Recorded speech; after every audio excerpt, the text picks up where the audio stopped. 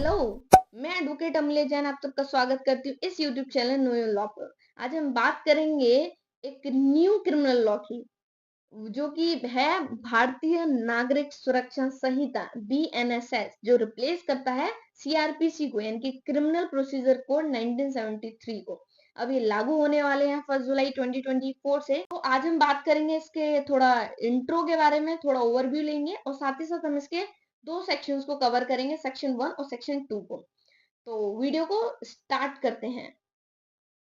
तो आज हम बात करेंगे भारतीय नागरिक सुरक्षा संहिता 2023। इसका जो एक्ट नंबर है वो 46 ऑफ 2023 है। इसको हम शॉर्ट में BNSS भी बोलते हैं। इसको जो प्रेसिडेंट की एसेंट मिली थी वो थी 25 दिसंबर 2023 और इसकी जो इन्फोर्समेंट डेट है, यानी कि कब से ये लागू होगा, वो है 1 जुलाई 2024, यानी कि अभी लागू नहीं हुआ है, होगा 1 जुलाई 2024 से। और इस जो BNSS है, इसका जो सेक्शन है, लास्ट सेक्शन जो है 531, वो बताता है कि इसने किसको रिप्लेस किया है। तो उसमें बताया गया है कि इसने CRPC यानी कि क्रिमिनल प्रोसीजर कोड 1973 को रिप्लेस किया है। इसी तरीके से अभी जो प्रेजेंट में CRPC चल रही है 1973, उसके सेक्शन 484 ऑफ CRPC में बताया गया था कि उसने किसको रिप्लेस किया था। उसने किया था CRPC 1898 को। ठीक है, ये चीज क्लियर हो गई आपको कि इनके जो लास्ट सेक्शन होता है वो आपको बता देता है कि ये जो पर्टिकुलर लॉ है ये किसको रिप्लेस कर रहा है। ठीक है, अब हमने ये तो पढ़ लिया कि BNSS की इन्फोर्समेंट डेट 1 जुलाई 2024 है।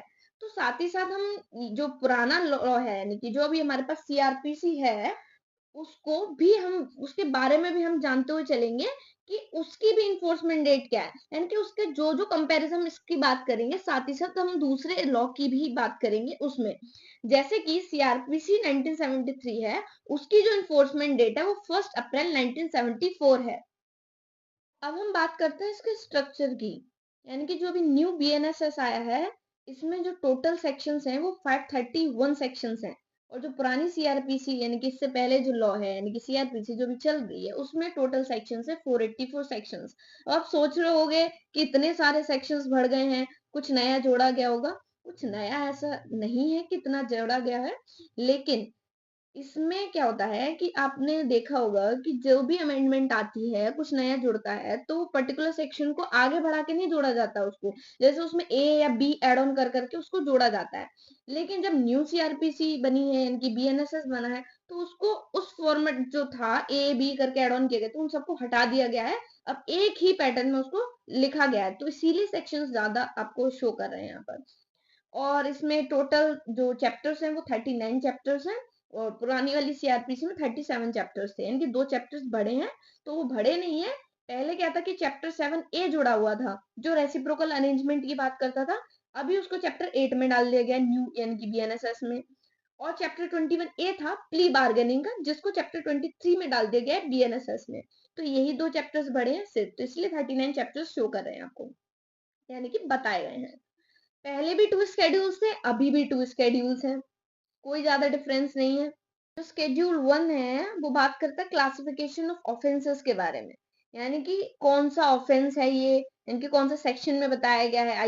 IPC यानी कि अब न्यू BNS आ गया है, तो उसमें बताया कि भारतीय नागरिक संहिता में, ठीक है, कौन से मजिस्ट्रेट उसको ट्राई करेगा, बेलेबल ऑफेंस है या नॉन बेलेबल है, कॉग्निजेबल है या नॉन कॉग्निजेबल है। ठीक है, ये सारी चीजें में बताया गया है क्लासिफिकेशन ऑफ ऑफेंसेस में। जो स्केड्यूल 2 है वो फॉर्म्स की बात करता था। उसमें जो है पहले फॉर्म जो थे वो 56 थे, यानी कि CRPC में 56 फॉर्म्स की बात की गई थी। लेकिन अभी प्रेजेंट में जो न्यू लॉ आया है, यानी कि भारतीय नागरिक सुरक्षा संहिता, उसमें 58 फॉर्म्स हैं। अब हमने जान लिया कि इसकी इनेक्टमेंट डेट क्या है, इन्फोर्समेंट डेट क्या है, इसने किसको रिप्लेस्ड किया है, इसमें कौन से चैप्टर्स एड ऑन किए गए हैं। ठीक है, मतलब ठीक है, तो सारी चीज हमने जान लिया कि स्केड्यूल्स में क्या है, द सेम है नहीं है। ठीक है, मेन हमने पूरा जान लिया इसका कि क्या क्या इसमें है, जुड़ा है क्या नहीं है, थोड़ा ओवरव्यू हमको मिल गया है। अब हम section 1 short title extent and commencement, यानी कि ये आपको पता ही होगा, जो सेक्शन 1 होता है वो जनरली इसी के बारे में बात करते हैं। कोई भी एक्ट आप उठा लीजिए, सब में शॉर्ट टाइटल एक्सटेंड कमेंसमेंट की ही बात करता है सेक्शन 1। तो इसका सब क्लॉज 1 बताता है कि इसका नाम भारतीय नागरिक सुरक्षा संहिता 2023 है। और उसका सब क्लॉज 2 कहता है कि चैप्टर 9, चैप्टर 11 और चैप्टर 12 जो है इसको छोड़ के बाकी जो चैप्टर्स है इस बीएनएसएस के वो स्टेट ऑफ नागालैंड और ट्राइबल एरियाज पर अप्लाई नहीं होंगे। पहले क्या था, उनकी जो सीआरपीसी जो है उसमें क्या था, उसमें चैप्टर 8 और 10 और 11 इनको छोड़ के बाकी जो चैप्टर्स थे वो अप्लाई नहीं होते थे।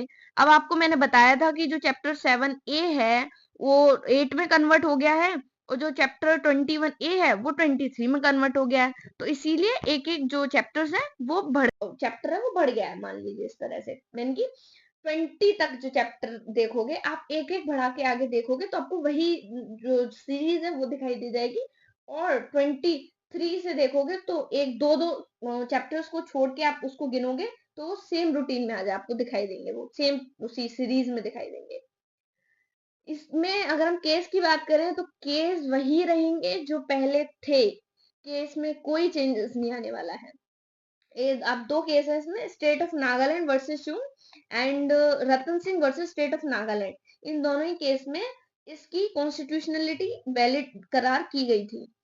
और इसका जो थर्ड है वो है एनफोर्समेंट डेट, इनके कमेंसमेंट डेट वो है 1 जुलाई 2024।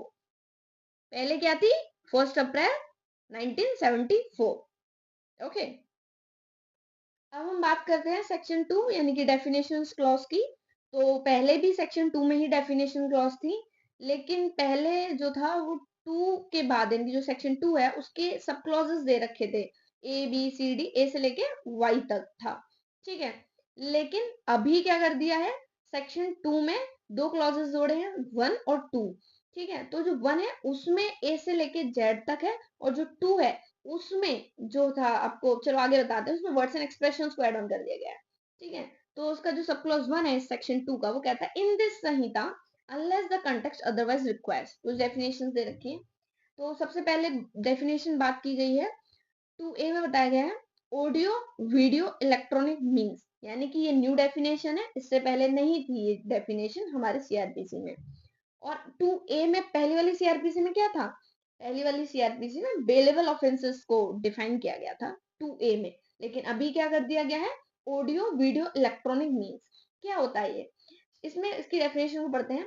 Audio video electronic means shall include use of any communication device for the purpose of video conferencing, recording of processes of identification, search and seizure or evidence, transmission of electronic communication, and for such other purposes means as the state government may by rules provide। यानी कि इसमें जो भी चीज communication device के लिए use की जाएगी, चाहे वो वीडियो कॉन्फ्रेंसिंग के लिए यूज की जा रही हो, चाहे किसी आइडेंटिफिकेशन के प्रोसेस की रिकॉर्डिंग के लिए यूज की जा रही हो, या किसी सर्च सीजर के लिए या एविडेंसेस के लिए यूज की जा रही हो, ठीक है। ये किसी भी चीज का ट्रांसमिशन हो रहा है इलेक्ट्रॉनिक कम्युनिकेशन के लिए, ये किसी भी अदर पर्पस के लिए, तो उससे रिलेटेड जो लॉ है यानी कि जो रूल्स बनाएंगे उसकी पावर किसके पास होगी, स्टेट गवर्नमेंट के पास होगी। याद रखना इस चीज को, तो इसको चीज को हाईलाइट कर लो, स्टेट गवर्नमेंट के पास होगी ऑडियो वीडियो इलेक्ट्रॉनिक के रिलेटेड कोई भी उनको रूल्स बनाने होंगे तो, ठीक है। अब नेक्स्ट बात करते हैं 2B की, जो बात करता है बेल की। बेल, बेल का मतलब है means release of a person accused of or suspected of commission of an offense from the custody of law upon certain conditions imposed by court or officer on executing bond or bail bond by such person। यानी कि bell का मतलब क्या है, किसी भी person को release कर देना, चाहे वो अक्यूज हो या किसी कमीशन का सस्पेक्टेड हो कि उसके ऊपर जो ऑफेंस है उससे, ठीक है। या फिर किसी कस्टडी में होता है उससे उसको बेल दी जाती है, उसके ऊपर कुछ सर्टेन कंडीशंस लगाई जाती हैं कोर्ट के द्वारा या किसी ऑफिसर के द्वारा, ठीक है। और वो एग्जीक्यूट करेगा एक बॉन्ड को या बेल बॉन्ड को, उस पर्सन के द्वारा जो है एक बॉन्ड एग्जीक्यूट किया जाएगा या बेल बॉन्ड एग्जीक्यूट किया जाएगा, उसकी वजह से उसको बेल मिलती है, ठीक है।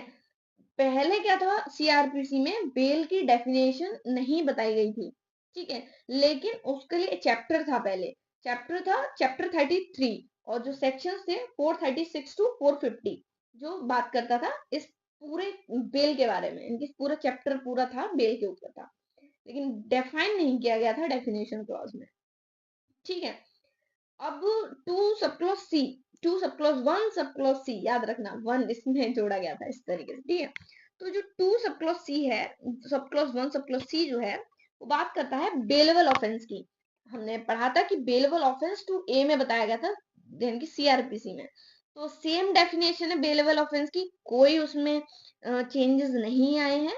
ठीक है, तो बेलेबल ऑफेंस में साथ ही साथ उसी में नॉन बेलेबल ऑफेंस की भी डेफिनेशन बता रखी है। उसमें बोला गया है कि means an offense which is shown as bailable in the first schedule or which is made bailable by any other law for the time being in force, and non-bailable offense means any other offense। यानी कि bailable offences वो offences हैं जो bailable बताए गए हैं हमारे first schedule में, ठीक है, या किसी दूसरे लॉ में जो टाइमिंग इन फोर्स है। और नॉन बेलेबल ऑफेंस वो हैं जो बेलेबल ऑफेंस नहीं है, बाकी जो ऑफेंसेस बचे वो नॉन बेलेबल ऑफेंसेस हो जाएंगे, ये इसमें बताया गया है। सब क्लॉज डी बात करता है बेल बॉन्ड की। इसको भी पहले डिफाइन नहीं किया गया था, यानी कि न्यू वर्ड को ऐड ऑन किया गया है इसमें भी। तो बेल बॉन्ड क्या होता है? Bail bond means N undertaking for release with surety. किसी भी पर्सन को रिलीज कर देना एक श्योरिटी पे, ठीक है, तो वो बेल बॉन्ड हो जाता है। और टू ई में बात की गई है बॉन्ड की। बॉन्ड का मतलब होता है एक पर्सनल बॉन्ड या कोई एक अंडरटेकिंग जो किसी भी पर्सन को रिलीज करता है विदाउट श्योरिटी। बेल बॉन्ड में श्योरिटी के साथ में उसको रिलीज किया जाता है, और बॉन्ड में विदाउट श्योरिटी रिलीज किया जाता है। लेकिन इसमें जो है श्योरिटी की को डिफाइन नहीं किया गया है। ठीक है, सब क्लोज एफ यानी कि चार्ज की बात करता है, ये सेम है, यानी कि वही डेफिनेशन है जो सीआरपीसी में थी। पहले चार्ज को टू बी में डिफाइन किया गया था, जिसकी मतलब डेफिनेशन है charge includes any head of charge when the charge contains more heads than one. ठीक है, two sub clause g, two sub clause one sub clause g बात करता है कॉग्निजेबल ऑफेंस।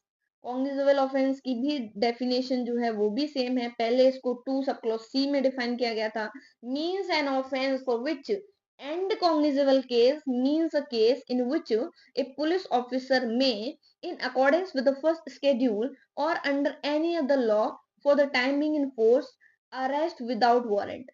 इसका मतलब है कि कॉग्निजेबल ऑफेंस वो ऑफेंसेस हैं, वो कॉग्निजेबल ऑफेंसेस हैं जिनको फर्स्ट शेड्यूल में बताया गया है या किसी दूसरे लॉ में बताया गया है।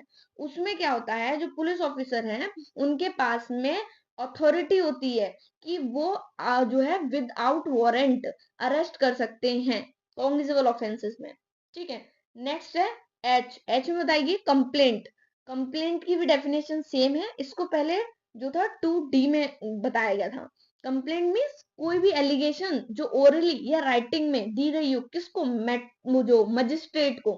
ठीक है, with a view to his taking action under this code that some person whether known or unknown has committed an offense but does not include a police report। इस चीज को याद रखना है, इसमें पुलिस रिपोर्ट इंक्लूड नहीं होती है। ओके, अब नेक्स्ट है इलेक्ट्रॉनिक कम्युनिकेशन, यानी कि आई में बताया गया इलेक्ट्रॉनिक कम्युनिकेशन। इसको पहले नहीं डिफाइन किया गया था, ये अभी न्यू जोड़ी गई है। इसका मतलब क्या है इलेक्ट्रॉनिक कम्युनिकेशन का? Means the communication of, communication हो किसी किसकी होगी? एनी रिटर्न में हो, वर्बल हो, या पिक्टोरियल इंफॉर्मेशन हो, या वीडियो कंटेंट में हो, या ट्रांसमिटेड और ट्रांसफर्ड हुई हो, यानी कि whether from one person to another or from one device to another or from a person to a device or from a device to a person। Clear कर दिया इन्होंने ये चीज को। by means of an electronic device including a telephone, mobile phone, other wireless telecommunication device or a computer or audio video player or camera or any other electronic device or electronic form as may be specified by notification by the central government।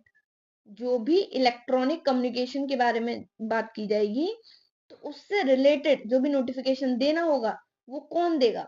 उसके लिए central government के पास है। यानी कि audio video electronic means के related अगर उनको कुछ रूल्स का करना है तो स्टेट गवर्नमेंट के पास पावर है, लेकिन इलेक्ट्रॉनिक कम्युनिकेशन की अगर हम बात करें तो वो सेंट्रल गवर्नमेंट के पास पावर दी गई है इसमें। ठीक है, नेक्स्ट है जे, जो हाई कोर्ट के बारे में बताता है। डेफिनेशन सेम है हाई कोर्ट की, पहले 2E में डिफाइन किया गया था, ठीक है। 2 सब क्लॉज 1 सब क्लॉज के, यानी कि इंक्वायरी, इंक्वायरी की भी डेफिनेशन सेम है। पहले इंक्वायरी को 2 सब क्लॉज जी में बताया गया था। Inquiry means every inquiry other than a trial conducted under this code by a magistrate or court. Okay, next है एल में इन्वेस्टिगेशन। डेफिनेशन सेम है, उसमें कोई चेंजेस नहीं है। पहले इसको 2 सब क्लॉज एच में बताया गया था। क्या है investigation? Investigation includes all the proceedings under this code for the collection of evidence. Evidence के कलेक्शंस के लिए होती है, किसके द्वारा की जाती है? बाय अ पुलिस ऑफिसर या by any person other than a magistrate who is authorised by a magistrate in this behalf. Okay, next है M, judicial proceedings. Definition same है, पहले 2I में इसको डिफाइन किया गया था। Judicial proceedings includes any proceedings in the course of which evidence is or may be legally taken on oath. Next है N, local jurisdiction। Local jurisdiction की भी डेफिनेशन सेम है, इसको पहले सेक्शन 2 सब क्लोज जे में बताया गया था। Local jurisdiction in relation to a court और magistrate means the local area within which the court or magistrate may exercise all or any of its or his powers under this code, and such local area may comprise the whole of the state or any part of the state as the state government may by notification specify। मतलब state government notification के द्वारा specify करेगी कि ये कौन से jurisdiction में आएगा, कौन सा नहीं आएगा, ठीक है। नेक्स्ट है ओ, नॉन कॉग्निजेबल ऑफेंस। पहले इसको 2L में बताया गया था, ठीक है। Non cognizable offences means an offence for which and non cognizable case means a case in which a police officer has no authority to arrest without warrant. यानी कि नॉन कॉग्निजेबल ऑफेंसेस में police के पास authority नहीं होती है कि वो विदाउट वारंट अरेस्ट कर ले, ठीक है। नेक्स्ट है पी, यानी कि नोटिफिकेशन। सेम है डेफिनेशन भी, इसको पहले 2M में बताया गया था। Notification means a notification published in the official gadgets. Next है ऑफेंस, अभी क्यू में बता रखा है ऑफेंस को, लेकिन पहले इसको 2N में बताया गया था।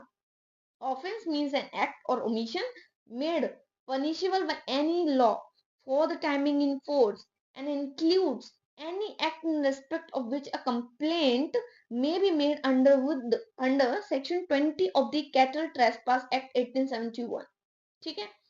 अब इसमें आर में बताया गया officer in charge of police station.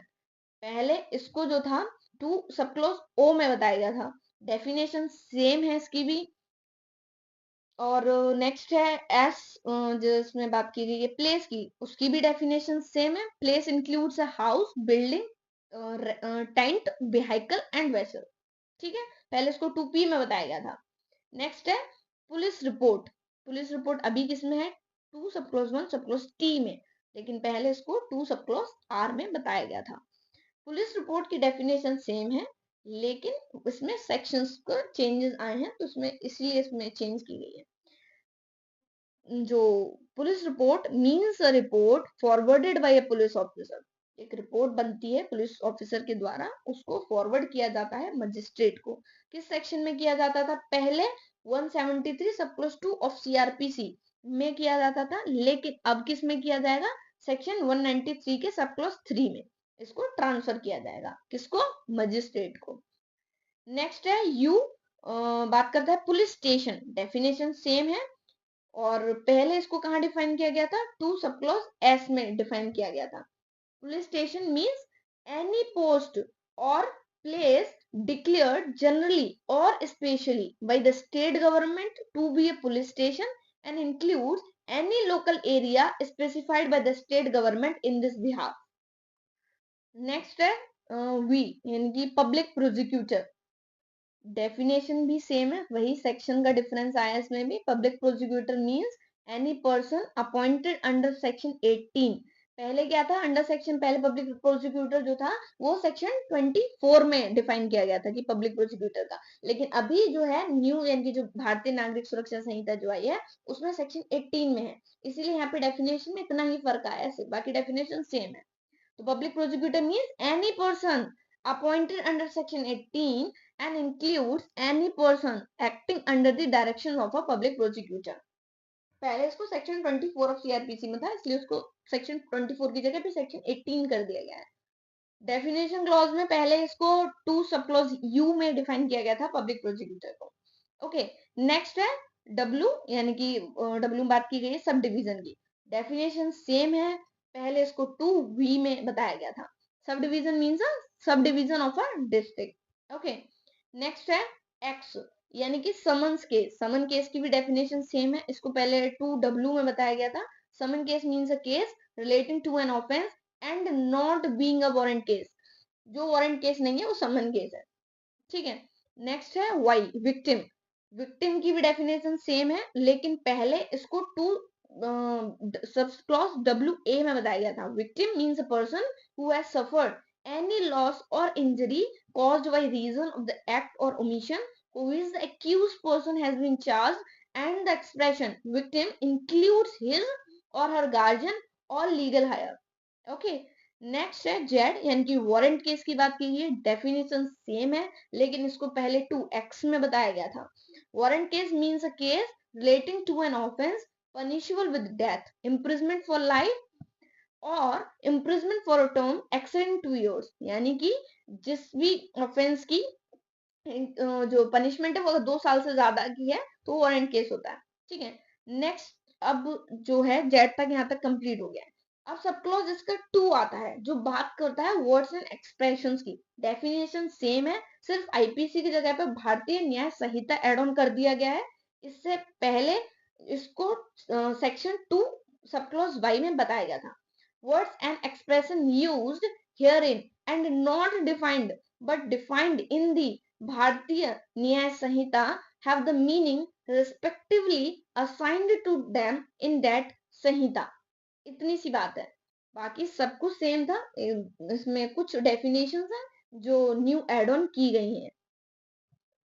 तो ये हमारा सेक्शन 2 कंप्लीट होता है। तो इसमें हमने क्या पढ़ा था कि इसमें जो है कुछ डेफिनेशन जो है इसमें ऐड ऑन की गई हैं और कुछ को डिलीट कर दिया गया है, यानी कि कुछ को हटा दिया गया है। जैसे कि इसमें ऑडियो वीडियो इलेक्ट्रॉनिक मीन्स की डेफिनेशन जोड़ी गई है, बेल की डेफिनेशन जोड़ी है, बेल बॉन्ड की जोड़ी है, बॉन्ड की जोड़ी है और इलेक्ट्रॉनिक कम्युनिकेशन की जोड़ी है। बाकी सब सेम है, लेकिन इसमें से कुछ को डिलीट किया गया है। डिलीट किस किस कौन कौन सी डेफिनेशन की गई है? एक तो इंडिया की डेफिनेशन डिलीट कर दी है, यानी कि अब नहीं है। यानी कि पहले टू सब क्लॉज एफ में इंडिया की डेफिनेशन बताई गई थी, और इसमें मेट्रोपॉलिटन एरिया की डेफिनेशन हटा दी गई है जो पहले टू सब क्लॉज के में बताई गई थी। और जिस सीआरपीसी यानी कि जो अब न्यू सीआरपीसी है यानी कि बीएनएसएस जो है, इसमें से जो मेट्रोपॉलिटन मजिस्ट्रेट के जो प्रोविजंस थे ये सब कुछ हटा दिए गए हैं, ठीक है। तो आगे हम जैसे जैसे पढ़ेंगे आपको पता चलता जाएगा। और इसमें से प्लीडर की डेफिनेशन हटा दी गई है जो टू सब क्लॉज क्यू में बताई गई है थी, यानी कि सीआरपीसी 1973 में है, लेकिन अब न्यू बीएनएसएस में नहीं है। ओके, और इसमें से प्रिस्क्राइब्ड की डेफिनेशन हटा दी गई है। पहले इसको टू सब क्लॉज टी में डिफाइन किया गया था। तो आप ये वीडियो अगर आपको अच्छी लगी हो तो वीडियो को लाइक कर देना और चैनल को सब्सक्राइब कर देना। और हम इस सब्जेक्ट को अब कंप्लीट करेंगे पूरा, तो इसकी सीरीज हम स्टार्ट कर चुके हैं।